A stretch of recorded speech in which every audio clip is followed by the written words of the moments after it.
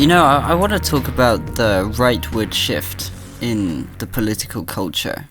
This is kind of spontaneous.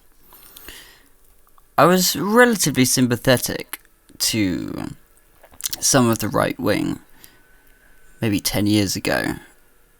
Back when it was like the left clearly has the power, the right are like bulldog spirit, rebels, truth tellers, cheeky, soothsayers, marginalized by the liberal elite, speaking truth to power. Nowadays it's more like the culture is taking a dark turn. The dog whistles have been put away. The rhetoric is getting pretty horrible, pretty vile on X.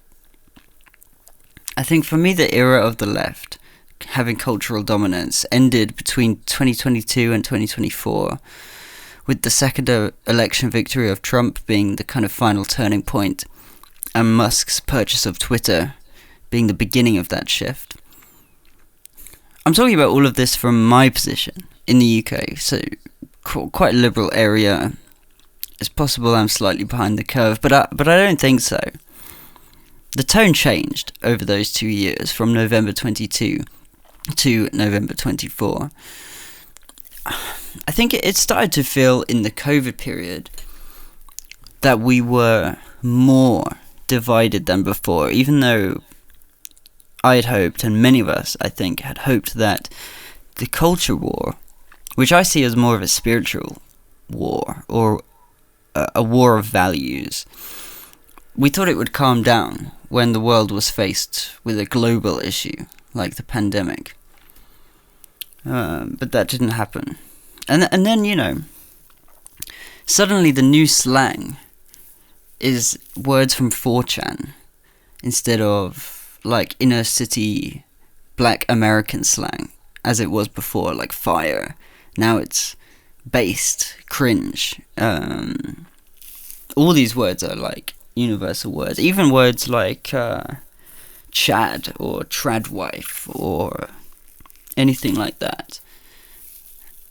And I noticed like a new phenomenon recently, which is people on the left conceding ground to the right, which was not something that happened a lot before.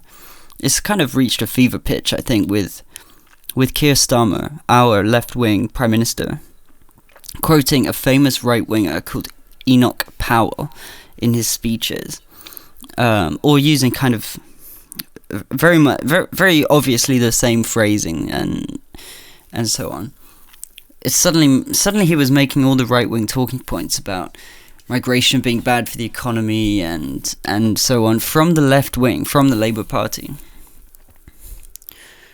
I'll talk about that in a minute, but what I want to add, I mean, I feel like we're in a different era, different cultural norms, different expectations, and just the average person, the man on the street, the average Joe and Sally, who used to think, oh, diversity is our strength, we like having these people here, all this cultural variation and food and interesting people that we know, And now, the average Joe and Sally think, oh, well, everyone who's coming here is a criminal, entering illegally, liable to do sexually and violently inappropriate things. I'm describing how the perception has shifted among ordinary people. I'm not saying I believe that. And there's some truth and some lies within all of that. But we have to remember, I think, most people don't pay that much attention to the detail of this. Maybe don't even have the horsepower to really process all of it and their life. They have a kind of one or two-dimensional view. And what we have seen is a big cultural shift, a big awakening, if you like. Bit of a cheesy term. Where people have just started to realize some of the very negative things that were legitimately being hidden from them and covered up. And as a result of that, we're seeing an increase in very ugly prejudice towards people who have not actually done any of these bad things. And don't get me wrong. The bad things are happening. There's a lot of dodgy stuff in this issue. in the background of this issue, and it's well camouflaged in the language of kindness and tolerance and so forth. But that's what it is. It is a camouflage. The majority of these people in power they're not leftists. They're not leftists. They are neoliberals. They're cynical economic political policies. They are cynically calculated future election winning demographic change related policies. There are some cynical goals with all of this from that perspective. It's not authentic leftism. Who the hell on the left thinks that Keir Starmer is an authentic leftist? I mean, come on, I don't know anyone. And I just want to substantiate that with one powerful point. And I've had the opportunity to mix with some of the business elite, I suppose, of the world, not just of the UK. And I don't want to give any details, but put it this way, like, economists are aware of the effect of immigration on wages. They know what it's doing. They know what it's doing. But big business owners prefer to be able to pay people less by having a larger labour pool. And I will explain the limits of this model for anyone who thinks that I'm blaming the whole economy on this. I'm definitely not.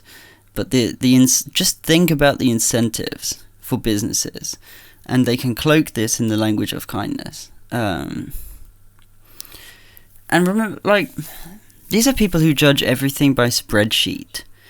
They don't even factor in what this could do to individuals or to culture or to two groups of people who you have with different cultures living very close. Basically, or strongly incentivized to do that. And they will throw around terms like racist to defend the status quo because it benefits them. I'm talking about big businesses here. This is their perspective. I'm trying to synthesize really like all the different perspectives here. I've always tried to do that, collect worldviews. Because, I mean, I never liked when people refuse to debate or discuss issues. And I can accept that some people are using debate in a Machiavellian way. Extreme fascists and maybe communist types too, but certainly the fascists will just openly say, like, well, we don't really believe in free speech, but we need free speech for now. But if we get into power, that's gone. But look, none of this justifies real racism, vitriol, the absolute vitriol that you see on Twitter every day. Thousands and thousands and thousands of people liking posts and talking about how they're sick of black people, they want to get rid of the Pakis or whatever it is. And this is really horrible. This is really horrible to see. I felt before, like 2015, 17, watching people like Dave Rubin, who would say, well, I just want to judge people by the content of their character, not the colour of their skin, which to me is a more authentic egalitarian position if we truly hold that the end of racism is our valued teleology. I mean, in other words, I still believe that equality should mean that. It should mean treating people as individuals, not as categories. And to see how much that's changed in 10 years is really shocking. I no longer feel like the right is this well-meaning underdog, but it's sort of embittered to the point where they actually do hold a lot of racist views. I don't mean Dave Rubin, I mean people within the right. It's very troubling. It's very troubling. I think probably what it is, I think it is probably what will eventually cause the right to lose, because I believe we're entering a right-wing decade, and in 10 or so years, maybe more, maybe less, the cultural pendulum will swing back. It's very hard to predict these days how long these things can take, because cultural cycles are just happening so much faster. I I'll make a video about that at some point. That's a really interesting topic. I must say how I've been shocked at how slow it took people from... It feels like it took 10 years for people to learn en masse what I learned in a half-hour YouTube video in 2014. And people around me have claimed, like, well, you can see the future, and it's like, well, maybe I'm just listening for the future. Like, take your ego out of it, open your ears, and the future whispers to you. I suppose people will say, how can you claim it was a left-wing decade when the Conservatives were in power? And this is a very good point, but it's because I'm actually speaking about culture, not about politics. The Conservatives legalized gay marriage, they had the first female Prime Minister, they had the second female Prime Minister, they had the first Indian British Prime Minister, they had all these things. And the Tories were very, look, it really is not about the political party, it's about the culture that's underneath. So, think about this, think about this. Keir Starmer made that speech where he said it's like an island of strangers. Okay, that's a right-wing speech. Because we're living in a right-wing culture where people have right-wing a priori presumptions, presuppositions, assumptions. It doesn't matter if he's from the Labour Party. If the culture is right-wing, that's how he needs to communicate. Political professionals know this. And it doesn't matter that the Conservatives were in power. The culture was left-wing. And sure, there's DUP and abortion, low taxes on the rich, things like that. But I would argue that these are not hugely culture issues because the culture was more interested in left-wing issues. We were distracted from real economics, seriously, by talking about gender and race and all these things. And I'm not saying that those are not valid points of trying to find ways to make the world better. They are valid. But I was consistently shocked by people asking for things that already exist. It should be illegal to pay women less. It should be illegal to discriminate. Like, it is illegal. It's only been illegal 50 years. That's how you can kind of tell that it's a cultural thing, because the real interest in... sounds like an oxymoron. The real interest in the line-by-line meticulous analysis of legislation, which no one has a real interest in, I know that. That was lacking. I'm going to argue that the Conservatives presided over a left-wing era, and Labour finds itself, unfortunately, at the shifting of the tectonic plates, at that point of the earthquake, where the left-wing culture, pretty much immediately after they won power, they found themselves in a right-wing culture.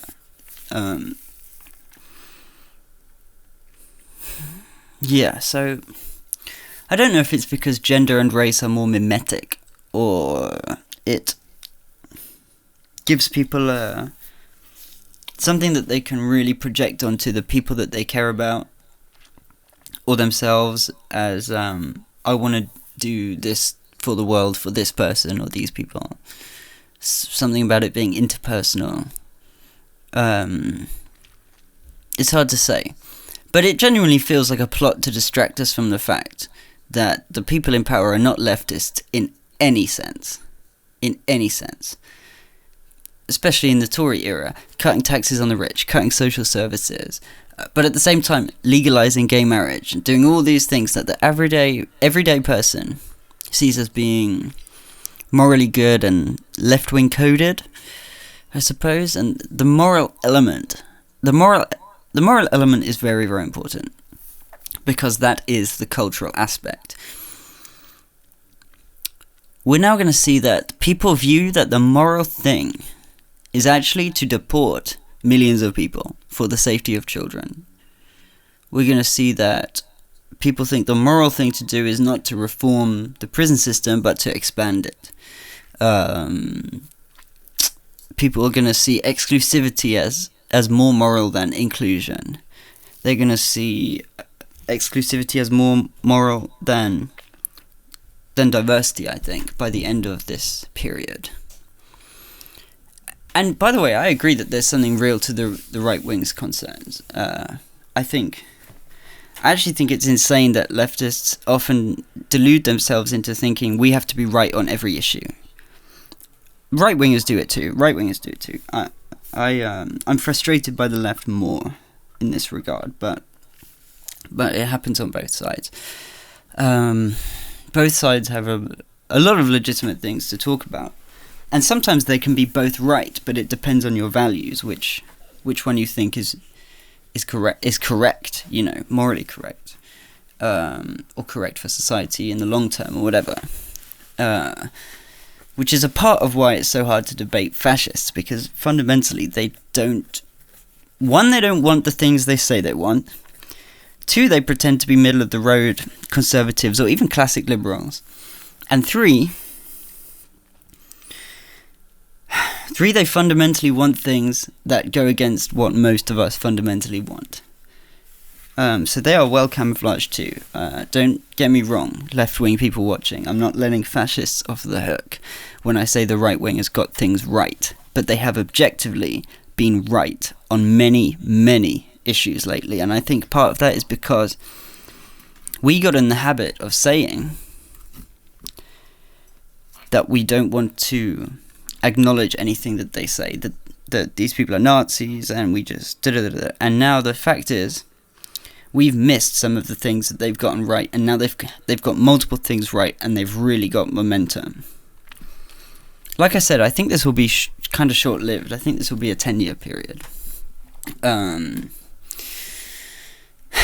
Yeah, I follow the right wing closely. I know what they think. I know how they think. I know what people on the left think, although that's changing. But I do think that there are more people who are genuinely racist now than I've seen in my entire life. I'm 27. I want to mention something about the wages that I mentioned earlier. I'm going to say that doing automation at the same time as mass immigration is an attempt to solve a problem of there not being enough workers, and it's going to be an overcorrection. It's going to be an overcorrection because it creates an abundance of supply of workers, which is obviously going to lead to lower wages because it's more competitive. Of course, some economists will argue that correctly that there are new skills and things like this which people bring to the country, definitely. But my issue really with it is that automation is displacing workers at the same time. So the downward pressure on wages is very big. And look, this is something that everybody knows. If you have one can of Coke left and you can't go shopping till Monday, it's Friday night, you're going to see that as having more value because of its scarcity than if you have a whole pack of 24, in which case you're not going to care. You're just going to open one, leave it somewhere, can't remember where it is, I'll just open another one, whatever. Everyone knows this. Like, everyone knows the law of supply and demand from their own life. And it's just a sign that, I hate making generalizations because they're never true. They're never true in any case. But people on the left really, really are so naive about economics. There are serious economists on the left, yes. The left has often preferred moral clarity to economic complexity. I mean, modern monetary theory and Keynesianism and, these are serious economic traditions, but culturally in mainstream politics, those traditions don't actually really dominate. And we get a lot of moral posturing rather than grappling with numbers. And, this is because corporate culture has effectively tempted them into handling simpler issues, where they just say, oh, well, men are oppressing women, so we should march for women. Like, that's an insane statement, for one. And two, isn't it a whole lot easier to do that than to work out what the hell's going on with the economy? Again, I hate making these broad statements. I know I will get probably criticised a lot. By the way, I will criticise the right a lot. I will. And ultimately, I think the left is going to win. I guess. Win is the right word. I do think that's going to happen. And I think it's the right thing to happen. So that's going to piss off everyone on the right. So at least we're equal. But let me piss off everyone on the left. I don't think I know a left-winger who spent 11,000 hours learning economics. I just challenge you to find one.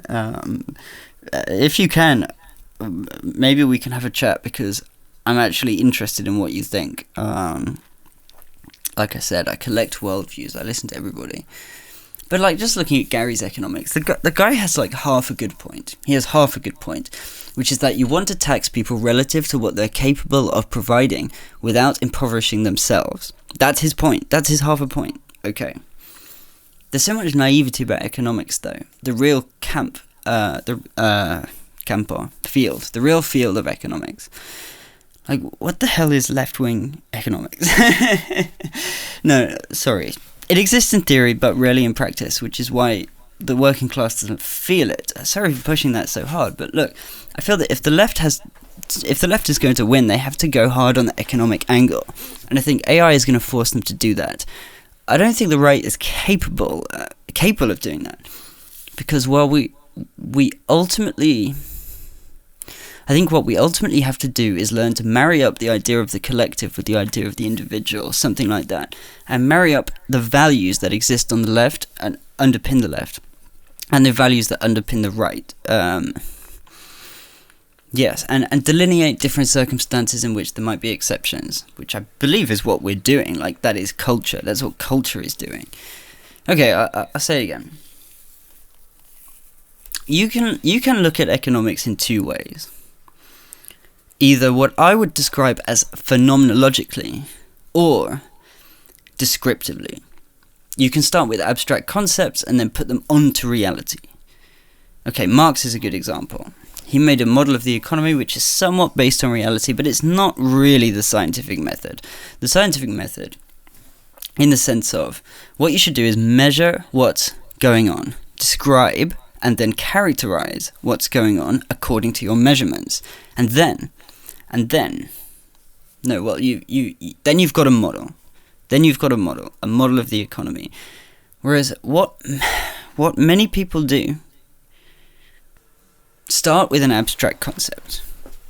They start with an abstract concept that just doesn't actually really work in reality. Like how communism doesn't really provide very good incentives in the 20th century context. We'll talk about that another time as well. Yeah, so think about home economics. All of economics is based on home economics, and so you should think of the state as a house.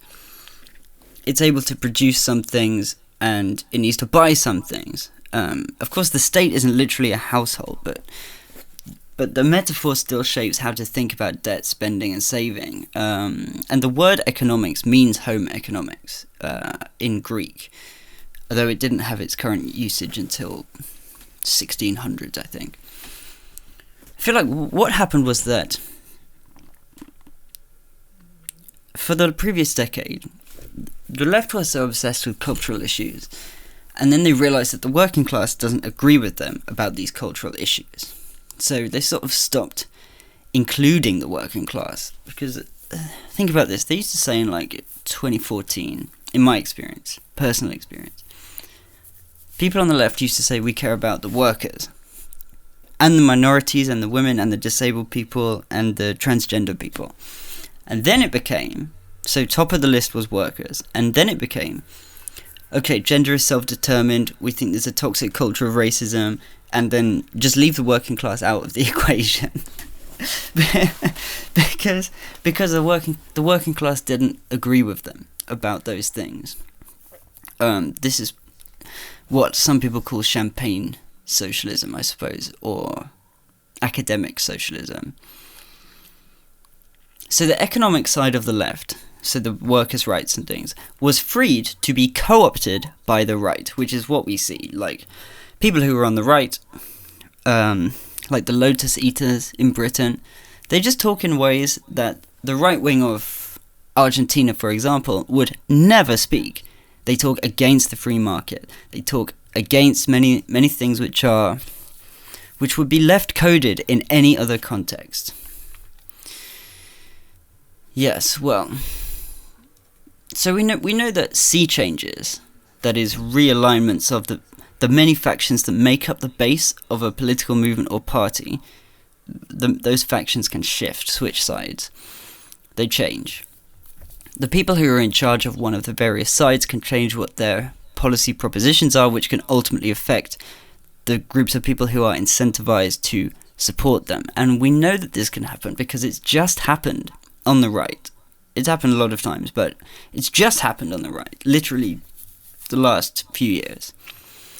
And I think that this will certainly happen on the left. That working class faction, I think, can be won back by the left. And I think that will probably coincide. This is so fucking exciting. This is ridiculously exciting.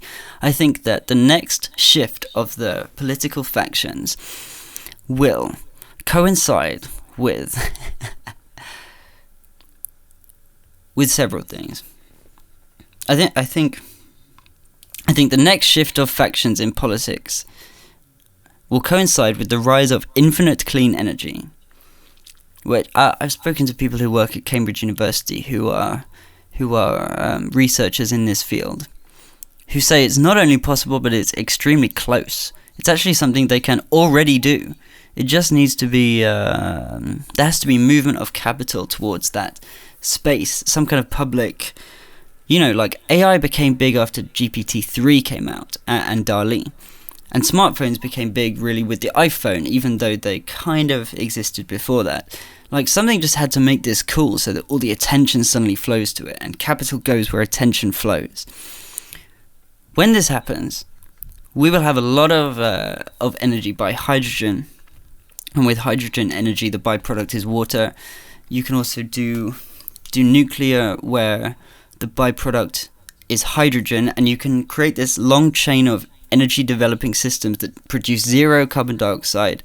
I think they don't even produce nuclear waste in the same way as the old style reactors. I'm not sure. Not an expert. If you are, then leave a comment. So I think that the rise of the left, the shifting of factions, will lead to, along with cheap energy, 3D printing, and AI, and potentially quantum computers. And this will create a superabundance. This will create a superabundance that will mean that left-wing policies can be enforced to benefit the majority and keep the powers that be slightly in check.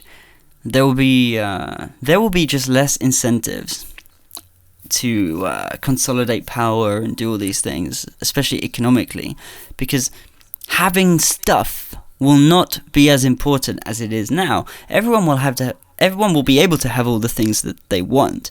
It will be universal high income.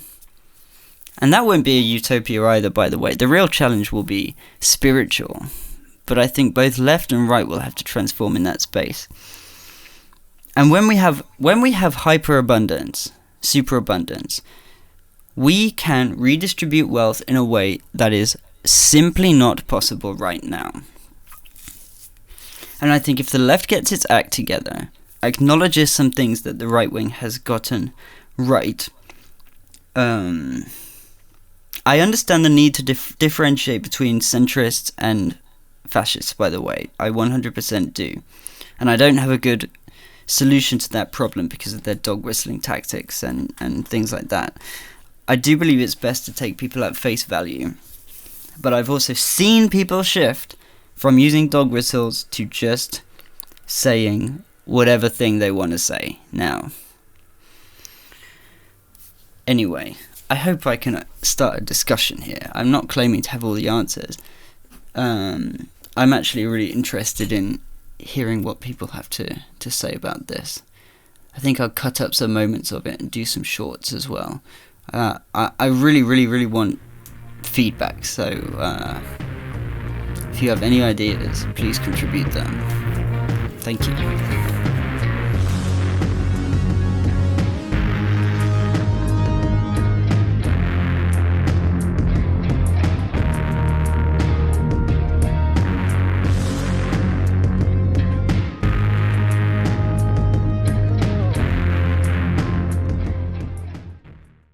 Terence McKenna used to say that the internet would be this free, open, intercommunication, a kind of utopia, but we all know it's become a dystopia. Those old school internet ethics died out.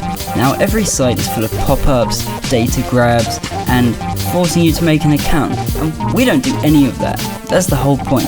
This was first created amongst the team, and we decided to make it public because it's just so useful. All the code is open source. If you have any use for any of these things, imagery sizing, audio trimming, and small caps, etc., I think that our site could be quite a useful tool for you, and it's also downloadable as an app. It's tools.apolloniani.uk.